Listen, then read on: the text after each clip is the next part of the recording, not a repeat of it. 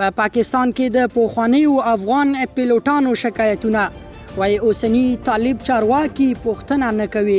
د افغانستان د پخواني حکومت د هوایي ځواک لسګونه پیلوټان او انجینران چې پاکستان ته کډه شوي په بېوزلۍ کې ژوند کوي.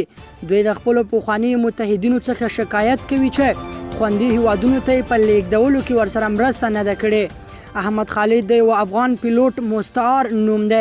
هغه په امریکا کې تر زده کړو وروسته 8 کاله د افغانستان په هوایي ځواک کې د پیلوټ په توګه دنده ترسره کړه چې وروسته یې بیا د افغانستان په بېلابېلو برخو کې شاوخوا 1500 ساعته الوتنې ترسره کړي.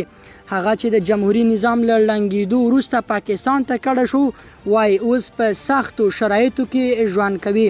یاد پخوانی افغان پیلوټ وایي په ډیرو ماموریتونو کې مې برخه لرله.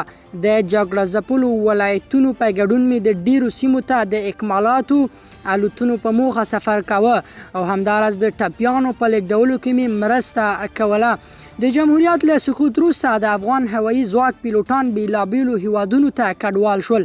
ځینې چې د چورلکو سره تاجکستان ته ولاړل له هغه ځایه امریکا ته انتقال شول. خو احمد خالد وایي د 11 انجینرانو او 26 پیلوټانو په ګډون 29 کسان پاکستان ته کډه شوي دي. د افغان هوایي ځواک د دغو پیلوټانو او انجینرانو برخلیک له 2 کلونو تېرېدو وروسته لا هم نه دی معلوم چې دوی به کله دریم خوندي هیواد ته ولاړ شي. احمد خالد وایي ټولو 29 کسانو په امریکا او ځینو نورو لویدیځو هیوادونو کې د پیلوټۍ زده کړې بشپړې کړي. دوی ټول د کډوالۍ کیسونه لري خو له بعده مرغه په یاده موده کې د تګ په برخه کې هیڅ پرمختګ رامنځته نه شو. حتی امریکایي سلاکاران چې زموږ د پیلوټانو د هوایي ځواک د انجینرانو سره په تماس کې وو اوس مو هغوی هم برېښنالیکونو او تلیفونونو ته ځواب نه راکوي.